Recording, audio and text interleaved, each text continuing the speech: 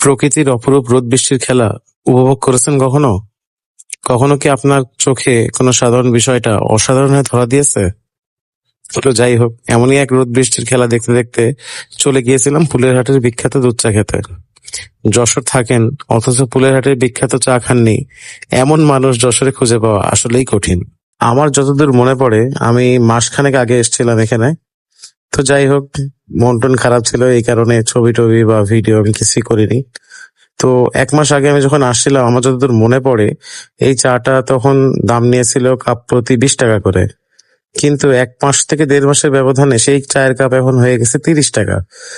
যদিও আমার রিকোয়েস্টে চায়ের দামটা কিছুটা কম রাখছিল, আসলে এই পরিমাণ চায়ের মূল্য ৩০ টাকা হয় কিনা তা আমার আসলে বোধগম্য নয়। তো যাই হোক, চায়ের পাট চুকিয়ে আমরা চলে আসলাম প্রকৃতির মাঝে। মূলত আজকে আসছি ফুলেরহাটের ভিতরে গ্রামগুলো ঘোরার জন্য।